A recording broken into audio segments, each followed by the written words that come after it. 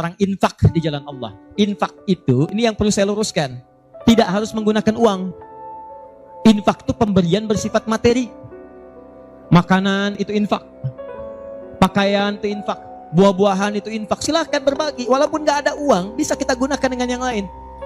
Cek, kalau antum main ke Auckland, ke New Zealand, ya, di situ ada donation itu bukan cuma dengan uang, food. Kadang mereka kasih dengan makanan.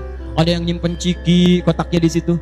Di kotak infak itu, kotak dalamnya ada ciki, ada beras, dan macam-macam. Sampingnya ada yang uang.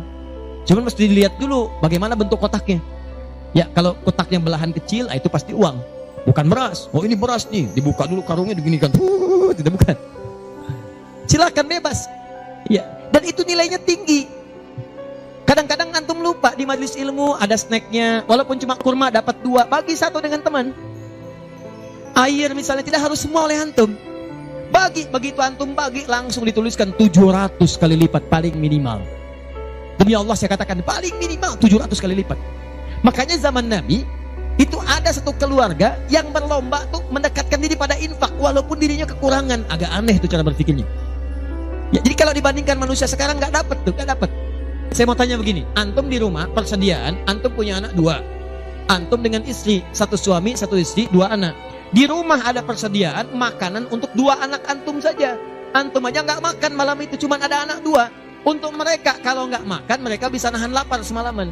Tiba-tiba antum ditawarkan oleh seseorang, ada tamu nih, mau nggak dijamu di rumah? Bisa nggak? Pertanyaan saya, kalau ada orang yang datang seperti itu ke tempat antum, Mas, ini ada tamu, saya nggak bisa jamu, bisa nggak antum jamu? Di rumah antum cuman ada makanan untuk anak-anak, antum pun nggak bisa makan. Pertanyaan saya, dijamu nggak teman itu? Kenapa diam? Wahai ahli surga, kenapa diam? Lihat cara berpikirnya.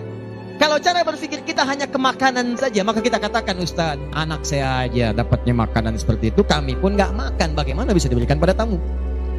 Tapi cara berpikir Tolhah dan keluarganya agak beda. Begitu Nabi katakan ada tamu, kita datang langsung angkat tangan, duluan ngangkat, padahal yang lain banyak yang punya banyak makanan. Tapi cara berpikirnya, kapan lagi saya dapat 700 lebih?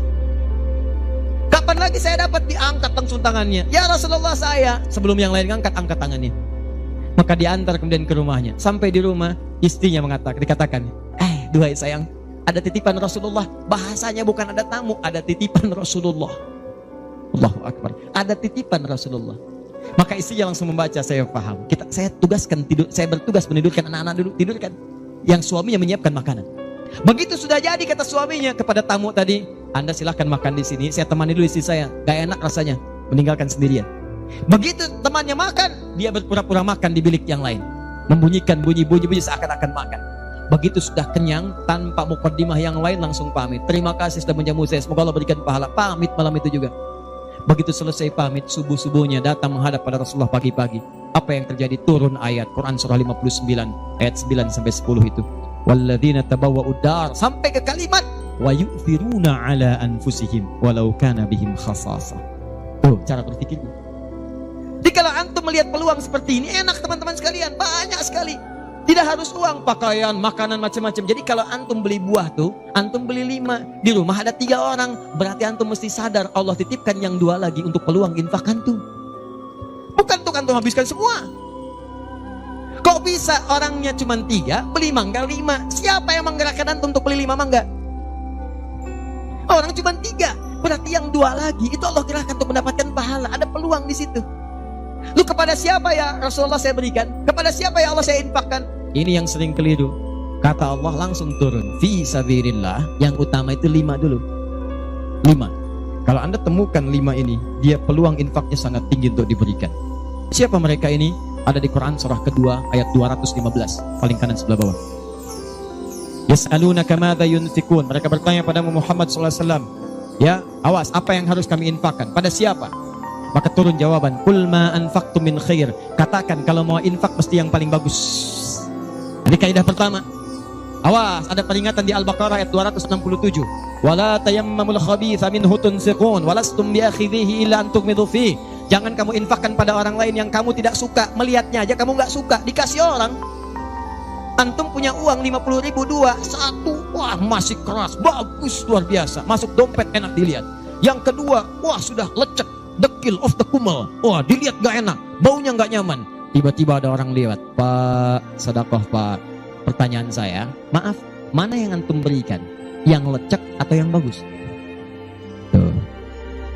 Ingat, kalau urusan zakat mal, berikan yang bagus. Zakat mal, pilih. Paham? 5 orang ini siapa? 1, lil walidain, orang tua. Ini orang tua ini gak pernah minta, jarang sekali. Cuman kita yang mesti paham.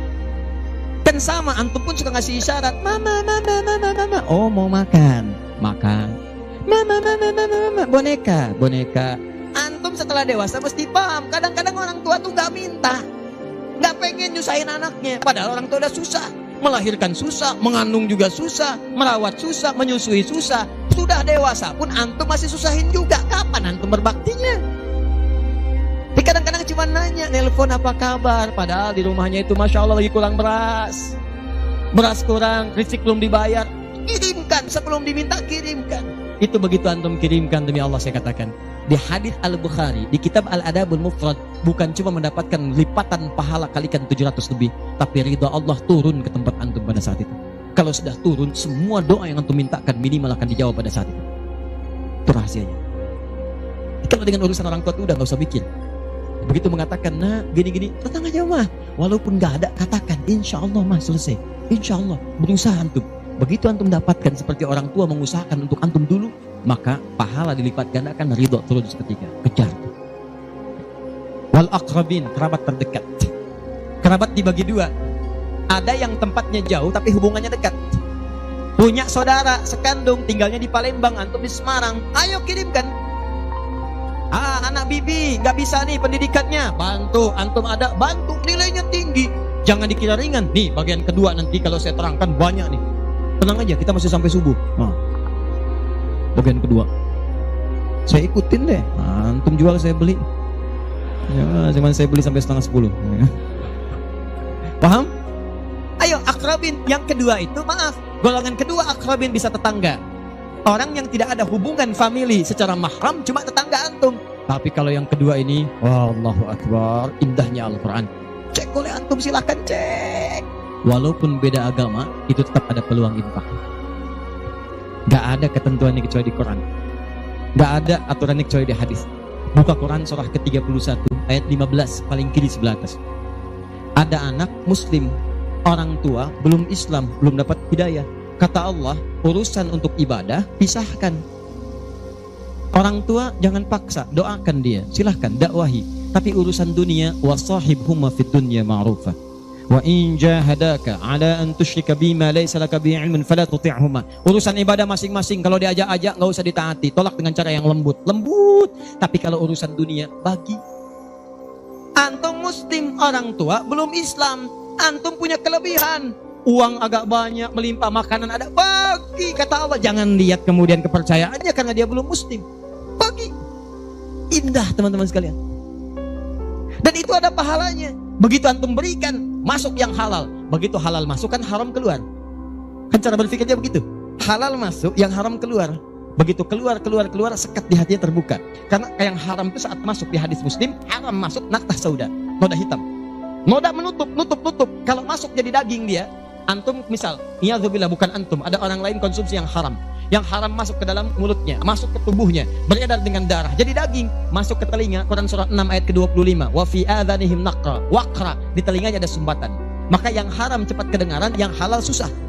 Masjid dekat, suaranya dekat, Allahu Akbar, susah. Tapi konser yang macam-macam, yang joget, yang ini, yang itu, nyampe tuh konser di Jakarta, dari Semarang tembus ke sana. Wa ada absarihim ghishawah, masuk ke mata jadi penghalang, nutup. Quran surah kedua ayat ke-7. Gak kelihatan. Orang ke masjid itu bukan gak kelihatan, nampak, cuman gak ada dorongan. Akhi, ayo ke masjid. Ya, alhamdulillah, nanti. Padahal yang besar lewat, kecil lewat. Yang paling aneh tuh begini, kok bisa antum lewat depan masjid padahal bisa lewat jalan lain? Kenapa Allah antarkan sampai lewat depan masjid? Jadi kalau sudah Allah antarkan ke tempat-tempat yang baik, belum ingat Allah juga, antum mesti diantarkan kemana lagi? Tuh. Kok bisa antum lewat dengar adzan padahal bisa antum lewat jalan lain gak kedengaran adzan? Kenapa kemudian yang dengar antum? Kok bisa lewat jalan itu kelihatan mata padahal bisa ada jalan lain? Kok bisa ngelihat? Kalau Allah sudah berkehendak kebaikan, antum masih belum bisa membacanya, mesti ditanya. Itu pasti ada maksiat masuk. Caranya keluarkan. Kalau yang haram masuk, masukkan yang halal. Maka yang haram akan dihancurkan. Hancur, hancur, hancur. Kemudian muncul yang halalnya. Kalau halal sudah masuk, maka hati itu akan mudah untuk mendekat kepada Allah. Doakan, doakan, doakan. Demikian tetangga kita. Jangan dikira tetangga antum yang muslim saja. Mungkin kita ada non-muslim samping kita. Mungkin ada yang Kristen, ada yang Hindu, yang Buddha. Dalam hubungan keduniaan indah. Silahkan berbagi. Apa antum gak pernah dengar hadis Nabi? Siapa yang masak makanan, baunya sampai ke tetangganya, maka bagilah dia walaupun cuma kuahnya. Tapi maksudnya bukan daging yang antum makan, kuahnya antum bagi. Bukan. Tidak. Maksud hadis itu walaupun cuma masak kuah, bagi juga supaya dia tidak negatif thinking, tidak salah paham. Antum gak ada ayam, adanya singkong, cuma dimasak bumbu opor. Bumbunya opor, tapi dagingnya singkong. Dimasak gak antum bagi, tetangga bilang, oh masak opor enak nih, padahal singkong. Dibagi walaupun cuma kuahnya. Tapi pertanyaan saya, apakah hadis itu mengatakan kalau tetangga anda muslim saja? Tidak. Never. Walaupun dia non muslim, masak. Bagikan sebelum dia menghirup baunya, ketuk pintunya. Begitu diketuk dia keluar. Ada apa pak? Ini ada makanan, walaupun sedikit, mudah-mudahan bisa bermanfaat. Bapak baik sekali, terima kasih. Bukan baik, Allah yang memerintahkan saya untuk berbagi. Dan saat itulah kalimat Allah mengalir di hati yang paling bening, menghunjam ke jiwanya. Masuk jadi hidayah. Masya Allah, besok-besok dia ketuk pintu kan, Assalamualaikum. Udah bisa Assalamualaikum tuh. Sebelumnya tidak. Begitu dibuka sambil mengembalikan yang kemarin, ya, panci yang kemarin dikembalikan. Pak, ini apakah Allah sudah memerintahkan berbagi lagi hari ini? Oh. Lumayan. Gak ada aturan kalau bukan non muslim jangan bagi. Gak ada, indah dalam Islam itu. Jadi walaupun anda kasih ke yang non muslim, pahala dituliskan. Jadi jangan pilih-pilih kalau urusan dunia. Anda masak, ini samping Islam, sampingnya lagi Kristen, sampingnya lagi kemudian muslim, non muslim. Bagi yang muslimnya, yang non muslim tidak. Begitu dia ngelihat kelewatan, dipanggil anda, Pak, kayaknya enak makanannya ya. Memang enak bu, cuman sayang ibu kafir. Oh, kok begitu? Gak ada. Jadi bagi teman-teman, silahkan. Dan pahalanya ada, indah. Cuma di kita tuh. Coba lihat aturan antum bang aja deh. Kita fikirnya kumpulin lagi. Bab tumbuhan. Sekarang kan lagi musim rambutan ya. Rambutan. Tuh, antum di pekarangan ada rambutan tumbuh. Pohon rambutan, pekarangan antum. Cuman sayang buahnya ke tetangga antum. Terus ke sini. Maka dalam kaidah fikih disebutkan hakun mushtarak. Ini hak bersama antara antum dengan tetangga. Kenapa? Karena antum keluar rumah kelihatan cuman pohonnya, dia keluar rumah kelihatan buahnya. Dan yang paling menarik, dia udah lihat buah, daunnya jatuh ke bawah. Dan kadang buah jatuh ke sini, membuat dia kesulitan. Awas, jangan sampai dia cuma ketiban sampahnya saja, antum kedapatan buahnya. Naik ke pohon rambutan, nggak boleh. Apa yang harus antum lakukan? Datangi dia, ketuk rumahnya. Sampaikan, Pak, maaf saya cuma mau ngasih tahu, itu ada pohon rambutan. Iya, saya juga tahu. Punya bapak kan? Bukan, itu memang pohon saya. Cuma buahnya merambat ke tempat bapak. Terus, itu hak kita bersama. Bapak nggak usah minta. Begitu inginkan, ambil aja. Silahkan dapatkan. Aturan dari mana itu? Ini Rasul saya yang mengajari. Nabi Muhammad SAW. Bapak keluar, lihat buahnya. Saya keluar cuma lihat pohonnya. Kalau bapak pengen, ambil aja. Wah, hebatnya Islam. Terima kasih Pak. Insya Allah. Udah insya Allah tuh.